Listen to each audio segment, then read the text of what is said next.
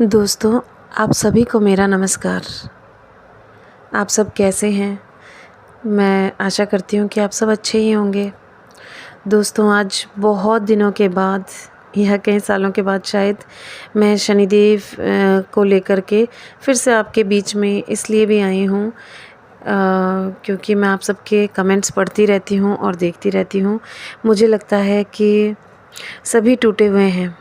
शनि की साढ़े साथी जिन जिन के जीवन में आई है वो सब बिल्कुल टूटे हुए हैं, हताश हैं, निराश हैं, परेशान हैं और मैं इस दर्द को इतना बेहतर समझ सकती हूँ क्योंकि ये सब से होकर के मैं गुज़री हूँ। तो मैं इसे बिल्कुल दिल से अनुभव कर सकती हूँ। जो सब कुछ आपके साथ हो रहा है वो सब मैं झेल चुकी हूँ। और एक और बात दोस्तों, मैं आप सबको बता देना चाहती हूँ कि मैं कोई ऐसे ज्योतिषी तो नहीं हूँ, ना ही मैं कोई पंडित हूँ, ना मुझे ऐसी कोई जानकारी है। लेकिन समय जब जीवन में ये समय आया, साढ़े साती का दौर आया, तब मुझे ये समझ में आया कि हाँ, शनि की साढ़े साती भी कोई चीज़ होती है। तब तो ये डर लगता था, बस खाली डर लगता था क्योंकि मम्मी पापा भी घर में या कोई भी बड़ा कोई बात करे या किसी का अगर समय ख़राब हो रहा हो तो उन्हें कहते सुना है कि बस इस पे तो शनि की चाल चल गई है, इसलिए सब कुछ हो रहा है। तो ऐसा लगता था, बड़ा डर लगता था कि पता नहीं क्या है ये शनि की चाल, ये किस पे आई, किसी पे आती है तो शायद उसके साथ जीवन में सब बुरा ही होने लग जाता है। और ये बिल्कुल सही भी साबित हुआ क्योंकि मेरे जीवन में खुद जब 2014 में मेरे साथ ये साढ़े साती शुरू हुई तो मतलब मेरा जीवन, मतलब मैं आज जब वो चीज़ पीछे देखती हूँ फ्लैशबैक में, मैं कभी-कभी सोचती हूँ उस बारे में, तो मुझे इतनी हैरानी होती है ये सोच कर के कि सिर्फ़ एक फ़ेज़ लाइफ़ का, सिर्फ़ एक फ़ेज़ जो शनि की साढ़े साती के नाम से जाना जाता है, उसने मेरी ज़िंदगी ही बदल दी, पलट दी बिल्कुल। मैं क्या करना चाहती थी और मुझे क्या करना, मतलब मैं क्या कर रही हूँ, मैं कहाँ खड़ी हूँ, बिल्कुल ऑपोज़िट हो गया। जो चीज़ें बिल्कुल अपने फ़ेवर में थी वो सब बिल्कुल सब दूर हो गई। ऐसा हुआ, मतलब वो समय भूले नहीं भूलता है दोस्तों। और जब मैं आप सबके कमेंट्स पढ़ती हूँ तो मैं सच में दिल से मैं बहुत दुखी होती हूँ ये सोच कर के कि देखो ये जो कुछ ये बीत चुका है, ये फ़ेज़ बहुत दर्द भरा होता है। हालाँकि ये बात भी उतनी ही सच है दोस्तों कि ये जो भी कुछ हमारे साथ होता है वो हमारे ही कर्मों का लेखा-जोखा है। हमारे ही कुछ ऐसे कर्म किए रहते हैं शायद। मैं तो ये कहती हूँ, आज भी यही कहती हूँ कि हमने पैदा होने के बाद अभी तक इतनी एज तक ऐसा कोई काम नहीं करा है, ऐसा कुछ भी गलत नहीं करा है कि जिसकी हमें ऐसी सज़ा मिले या ऐसा कुछ मिले। फिर ये सोचती हूँ और सुनते भी हैं सबसे कि पूर्व जन्म के कुछ संचित कर्म होते हैं जिनका हमें फल मिलता है, तो हम वो कर्म भोग रहे हैं। वो सोच कर के मैं अब हाथ जोड़ के बस नतमस्तक हो जाती हूँ और यही कहती हूँ कि हे प्रभु, अगर ऐसा है, ये मेरे ही कर्म हैं जो मुझे सज़ा दे रहे हैं, तो बस स्वीकार कर लेती हूँ। बस यही प्रार्थना करती हूँ कि इससे उभरने का, संभलने का और बस खड़े रहूँ, इस बात की हिम्मत तो दें, बस यही मैं प्रार्थना करती हूँ। ये सब देख कर के अच्छा तो नहीं लगता है जब लोगों के कमेंट्स पढ़ती हूँ और सबके किसी के साथ बहुत ही अनहोनी घटना हो गई है, किसी के जीवन में पता नहीं क्या-क्या उतार-चढ़ाव सब आया है, सारे फ़ेज़ आए हैं। मेरे जीवन में भी ऐसे ही स्टेप बाय स्टेप, ऐसा समझिए कि ये सारी कुछ चीज़ें हुई हैं और उस दौरान कैसे अपने आप को सँभाला। और फिर जब मैं आज याद करती हूँ तो मुझे लगता है कि क्या उस समय में थी, उस समय में मैं ये सब कुछ झेल चुकी हूँ। अंदर ही अंदर एक विश्वास तो था भगवान के प्रति, अटूट भक्ति, और ये सब कुछ जाग गई थी। तभी से मैंने ग्रेजुएशन ही की थी कंप्लीट जब 2014 में मेरी साढ़े साती लगी थी। और मैं आपको बता दूं, उस टाइम पे मैंने IBPS बैंक्स के जो ये कॉमन एग्ज़ाम 1 एग्ज़ाम हुआ था सारे बैंक्स के लिए एंट्रेंस, वो मैंने क्वालिफ़ाई कर लिया था। और उस समय मेरिट इतनी हाई गई थी कि मेरा सिलेक्शन नहीं हुआ। वैलिडिटी ओनली 1 ईयर थी।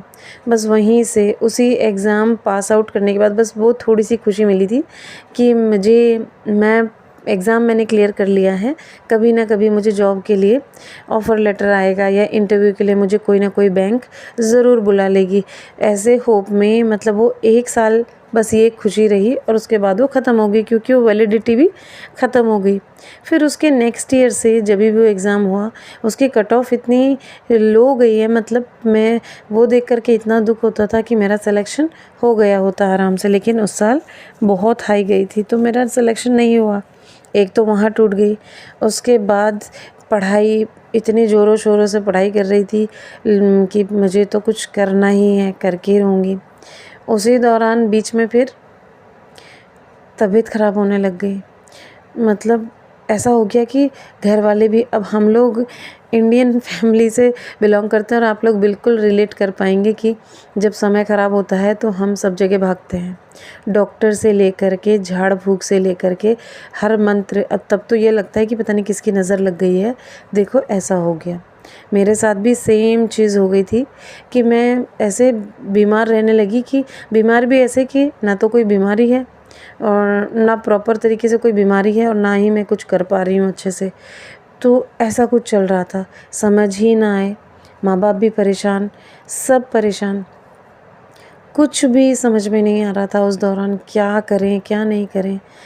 और मुझे मतलब एक सिर्फ टाइफाइड एक फ़ीवर हुआ था, उसके लिए मतलब मैंने रिपीट 2 टाइम उसका कोर्स लिया था और उसके बाद तीसरी बार फिर से मुझे वही, मतलब 1 महीने मैं घर में बेड पे पड़ी रही बिल्कुल रेस्ट में।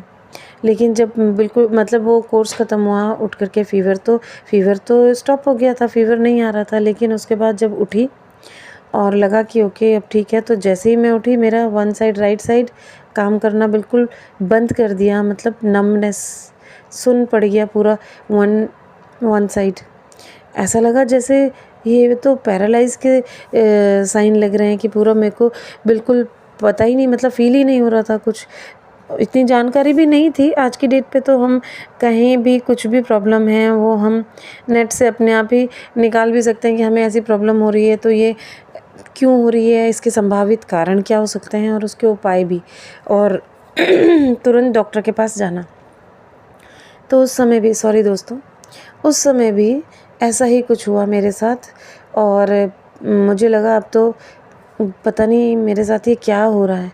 फिर मम्मी पापा पूरा मतलब सब जगह दिखाने के बाद हॉस्पिटल, फिर ये होता है ना दोस्तों कि जब समय ख़राब हो या कुछ साथ नहीं दे रहा हो समय, तो उस टाइम पे आप डॉक्टर के पास बड़े अच्छे से अच्छे हॉस्पिटल चले जाएं, कोई बीमारी भी नहीं पकड़ पाता है।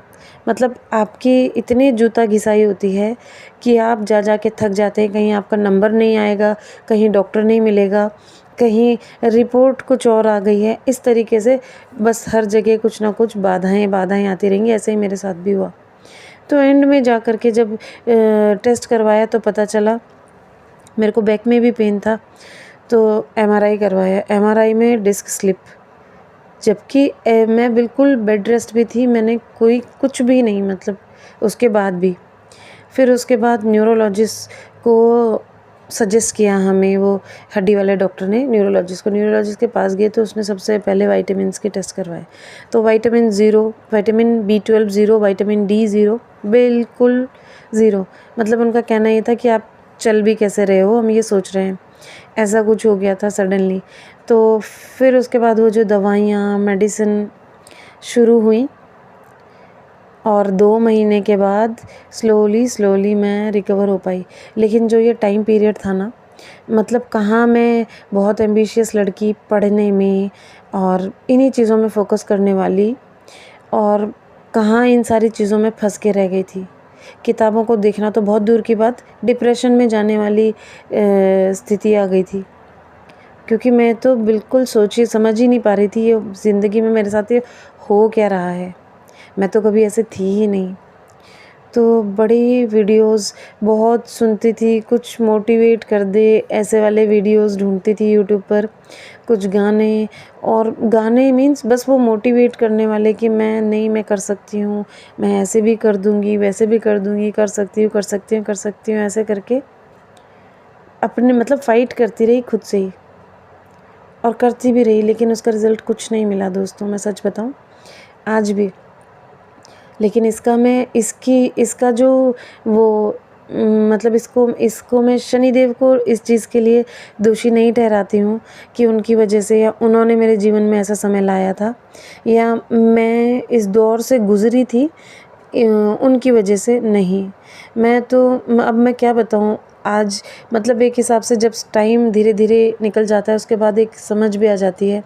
ऐसा लगता है कि नहीं, पता नहीं उन्होंने मतलब ये तो हमारे ही कर्म हैं जो सामने हमको ये सब कुछ दिखाया, हालांकि हम नहीं जानते हैं कि किस वजह से कौन से कर्मों के लिए हमें ये सब कुछ झेलना पड़ रहा है, लेकिन ज़रूर कुछ ना कुछ तो गलत किया ही होगा। जो हम इस फेज़ से गुज़र रहे हैं वो हमको परीक्षा ही समझ लीजिए एक हिसाब से।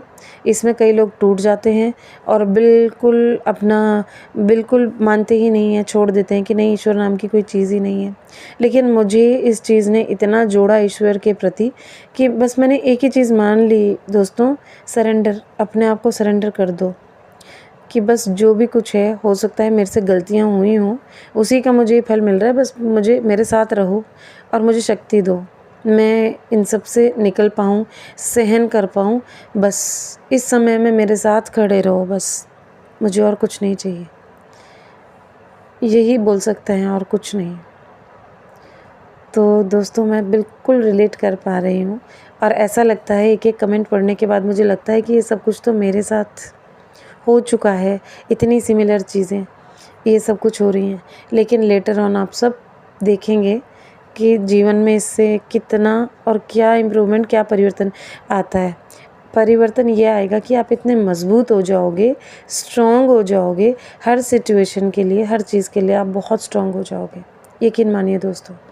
और मैं दिल से कह रही हूँ, ये जो भी कुछ समय आया, अब हमें ज़िंदगी तो जीनी है हमारे साथ में, चाहे जितना भी बुरा हो या कुछ भी हो, लेकिन जीवन तो जीना है हमने, जिएंगे हम।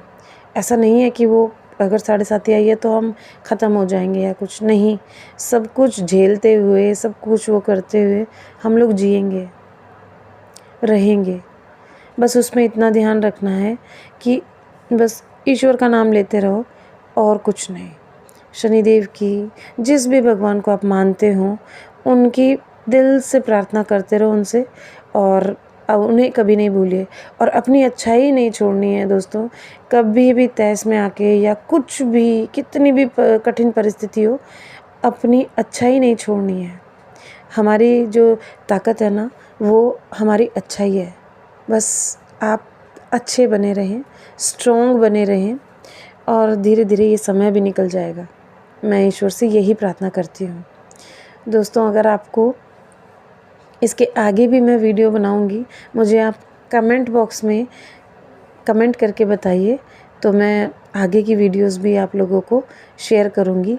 अपने ही जीवन में मेरे साथ कब, कौन से टाइम पे क्या चीज़ घटी, उससे बाहर कैसे निकली और मेरे जीवन में क्या परिणाम आया, आज कैसा है और कैसा चल रहा है, मैं सब आपके साथ शेयर करूँगी। अगर आपको ये वीडियो पसंद आया हो तो आपके लाइक और कमेंट ही हैं दोस्तों, जो मुझे वीडियो बनाने के लिए या रिकॉर्ड करने के लिए मजबूर कर देते हैं। अब मुझे लगता है कि मुझे बनानी चाहिए और आपसे बातें करनी चाहिए। अगर आपको ये वीडियो अच्छी लगी हो तो प्लीज़ आप लाइक ज़रूर कीजिए, चैनल को सब्सक्राइब कीजिए और कमेंट ज़रूर कीजिए। थैंक यू दोस्तों।